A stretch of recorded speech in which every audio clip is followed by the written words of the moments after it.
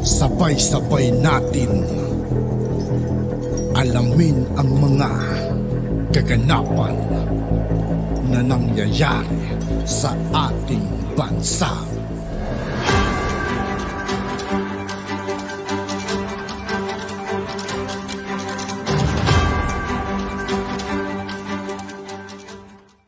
Yo, what's up mga kaibigan? This is I2K po again. Ngayon nandito naman tayo sa channel ni Banat Kapanig TV. Dito naman tayo magbibigay ng komento at reaksyon. Pero bago ang lahat ng mga yan mga kaibigan, huwag natin kalimutan mag-subscribe kay Banat Kapanig TV at huwag nyo rin kalimutan mag-subscribe dito sa aking channel. Simulan na natin, let's go! Viral video ngayon ni Mel Chanco kung saan nahagip ng audio yung kanyang pag-uwi. Akala niya siguro naka-off na yung kanyang audio, pero sa kasamaang palad, nahagip po ng audio yung kanyang pagbigkas ng puwet. Ano ba naman Miss Mel Chanco? Ang tanda na natin eh. Hindi ba natin matanggap na si Bongbong Marcos ang presidente? Hanggang ngayon, after 1 year, ganyan pa rin kayo? Sa bagay, ano ang i-expect namin sa isang katulad nyo na mga haters? Naalala niyo po ba yung episode ko 1 year ago kung saan kitang-kita sa TV yung pagsisimangot ni Mel Chanco, Jessica Soho, saka sino ba to?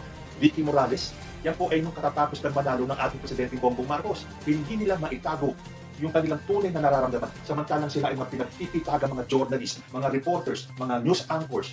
Hindi po ba dapat sila ay nasa gitna? Pero dito, dapat yung mga GMA na yan, tinatanggal na ng lisensya yung mga bias media. Diba? Nakakainis yung mga hindi po nila maikubli yung tunay nilang damdamin. Ito naman ngayon, 1 taon na ang nakalipas. Pero ito pa lang si Mel Chanco ay hindi pa nakaka-recover, hindi pa nakaka-move on. Sa bagay ganun talaga. Pag ikaw ay antay ka. Kaya lang, ilagay mo naman sa lugar. Ikaw ay nagbo-broadcast ng balita. Porque ang ibinalita mo ay maganda dahil marami ang natuwa sa SONA ng ating presidente. Although, natural po na meron talagang hindi matutuwa at maghahanap. Wala naman po yatang SONA ng kahit na sinong naging presidente ang tinanggap ng mga antay. Kaya nga sila antay. Wala silang nagustuhan na SONA ng kahit na sinong presidente. Ito nga, nung katatapos na SONA ng ating presidenteng Bongbong, andyan si Coco Pimentel, si Risa Ontiveros, ito mga kabag na to, yung mga kabayan black. What do we expect from them? Hindi siyempre, puro negative. Dahil hindi nila matatanggap na marami ng accomplishment si President Bongbong Marcos in the course of a year. May 5 taon pa. Di mas marami pa sa magiging magandang resulta. Maiaangat pa niya ang ating bansang Pilipinas. Pero kung iisipin mo naman sa mga tulad ni Mel Chanco na isa ka na sa tinataguri ang haligi ng broadcasting, ganyan ang ugali ninyo. Kaya anong nangyari? After nung episode na yun, I think 24 oras ito, umanin ng katakot-takot na pagbatikos itong si Mel Chanco. Sila ay nakakaisa na itong si Mel Chanco ay bastos. Well, sa bagay, hindi naman niya akalain na mahahagip ng audio yung kanyang pagsabi ng puwe. Hindi niya maitago yung kanyang tunay na nararamdaman. Dahil marami ang pabor doon sa SONA, pero may mga naghahanap pa rin.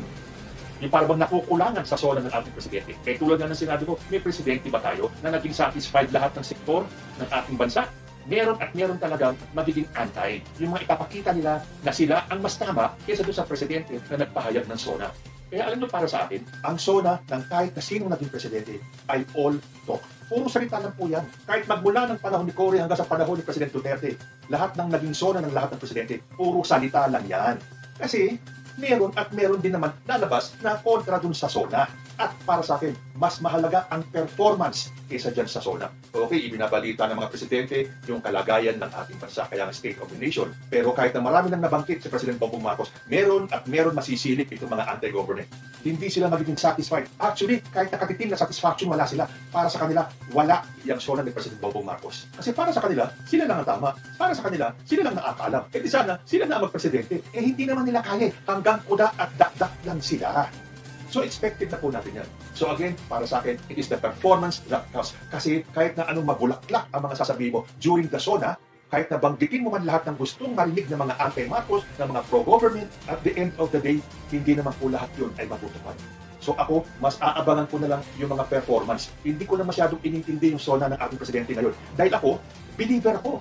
Supporter ako, loyalista ako. So kahit anong sabihin ng ating presidente, syempre aayon ako. So hindi po natin maaalis dun sa mga anti-government, mga anti-BBM, na iba naman ang kanilang mararamdaman. Na para sa kanila, kahit na anong sabihin ng presidente natin, hindi katanggap-tanggap yung mga sinabi ng ating presidente. Na para sa kanila, kulang na kulang ang mga pinahayag ng ating presidente. As simple as na. Para sa ating mga supporters, hindi na natin kailangan pakinggan ng word for word ang sasabihin ng ating presidente. Dahil itong nakaraang taon pa lang, nakita na natin yung resulta, nakita na natin yung kagustuhan ng presidente natin na maiangat ang bansa. So, tanggapin man o hindi ng mga anti-Marcos o mga anti-government itong sona ng ating presidente, para sa akin, wala na akong pakialam sa inyo. Dahil nakikita naman ang resulta ng ginagawa ng ating presidente. Halos hindi na nga natutulog yan eh. So, doon sa mga nagre-reklamo, doon sa mga hindi makapaghintay, na akala mo isang kritik lang ay masusolusyonan lahat ng problema ng bansa, nakakatawa naman kayo. Sa susunod, madikero ang ihalal ninyong presidente. O kaya, itong mga antay na to, subukan nyo tumakbo bilang presidente para magkaalaman na malay nyo. Suntok sa buwan, manalo kayo. Tingnan nga natin kung matutumbasan nyo yung unang taon ni President Bongbong Marcos.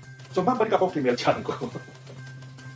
Mas lalo kong naisip na wala talaga sa edukasyon o kung ano ang naabot mo sa buhay, kung ano man ang titulo mo, kung ang pagkatao mo ay likas na ganyan, katulad ng mga Mel Tiangco natin dyan. Wala po tayong magagawa kundi tanggapin na lang. Ganyan na po kasi sila. Mula pa noong pagkapanalo pa lang ni President Bongbong Marcos, ganyan na ang mga mukha ng mga yan. Minsan nga, pag nakikita ko si Mel Tiangco sa 24 oras na nagbabalita ng tungkol sa mga ginagawa ng ating Presidente Bongbong Marcos, medyo natutuwa na ako kasi nakikita ko yung mukha ni Mel Tiangco, iba na, medyo maaliwalas na habang nagpe-present siya ng balita. Hindi na katulad nung nahagip ng camera, yung mukha nilang tatlo ni Jessica Soho sa Vicky Morales na mga nakasimangot. Yun pala, behind the cameras, kung ano-ano pa pala ang kanyang nasasabi. Katulad ito, nakita nyo ang nangyari, kahit nasabi niya yung kanyang piece, hindi niya akalain na mahahagip ng audio yung kanyang pagsabi ng Hoy! Okay, although meron din naman mga ilan-ilan na magdidepensa kay Mel Tiangco. Ang sabi ng iba, kesyo naputol na daw yung audio, baka may karugtong pa daw yung kanyang sinabi na wala namang kinalaman doon sa pagbalita niya ng sona ni President Bongbong. Okay, granted, siguro nabilaukan si Mel Tiangco at napapwe siya dun sa sahig ng studio. Ganun ba yun? Hindi naman siguro tanga at bobo ang mga nakarinig doon. Pero bibigyan pa rin po natin ng benefit of the doubt. Baka nga naman may explanation si Mel Tiangco. Although I doubt, hindi magpapaliwanag yan. Kasi kahit yung time na nakasimangot sila at nahagip sila ng camera, wala din naman silang explanation eh. Eh di lalo na ito. Pero mag-explain ka man o hindi, Mel Tiangco, alam na ng tao ang tunay mong pagkatao na kung ikaw marunong mambastos ng presidente pa natin, mababastos ka rin talaga ng netizens. Humanda kang tanggapin talaga yung pagbalik ng ginawa mong kawalan ng respeto, kawalan ng modo, ng pagiging bastos sa presidente pa natin. Bakit? Kung tutuusin, ano na ang narating mo kung ikukumpara sa presidente natin? Sino ka kumpara kay President Bongbong Marcos? Tagahatid ka lang naman ng balita. Hindi ba masakit kapag kayo ang makakarinig ng gano'n? Kung kayo ang sasabihan ng gano'n, I'm sure masasaktan ng damdamin nyo kapag sinabihan kayo na kayo ay tagahatid lang ng mga balita. Ano pa kaya itong bastusin ninyo? Ang presidente, ang pinakamataas na halal ng tao ng Pilipinas. Matuto po kayong gumalang. Kung hindi nyo matanggap na si Bongbong Marcos na ang presidente natin, huwag nyo namang ipakita pa sa tao. Sa bagay, hindi mo naman intensyon na marinig ng tao o yung mga nanonood during that time, hindi mo naman akalain na mahahagip ng audio yung pagsalita mo ng wait.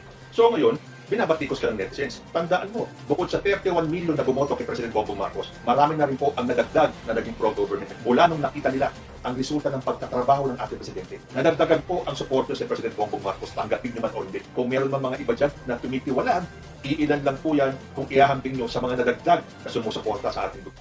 Naman nagtipo ng ilang taga-suporta ng Pangulo. Positibo man nilang tinanggap ang ikalawang sona, may mga naghahanap pa rin sa ilang pangako raw noon ng Pangulo.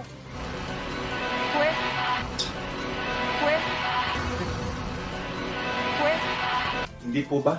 Narinig po natin yung pagpuwe nitong si Mel Tiangco. Ano ba naman Miss Mel Tiangco? Ang tanda na natin eh. Hindi ba natin matanggap na si Bongbong Marcos ang presidente? O gayon, totoo pala. Ayun po mga kababayan. Sabi nga, pag may apoy, may usok pala, may usok. Pag may usok, may apoy. But anyway, hintayin natin kung ano yung mangyayari, di ba? Ibigay ko na lang sa inyo muna yung kwento. Ito ang isyong pwedeng i-deny ng pamunuan ng Tate Incorporated na inalis. At yun nga po mga kaibigan, dito po nagtatapos ang ating reaction video. Muli ako po si I2K ng Sundalo ng Dunggalo at 811. Maraming salamat sa patuloy na pagsuporta. Yeah, peace out.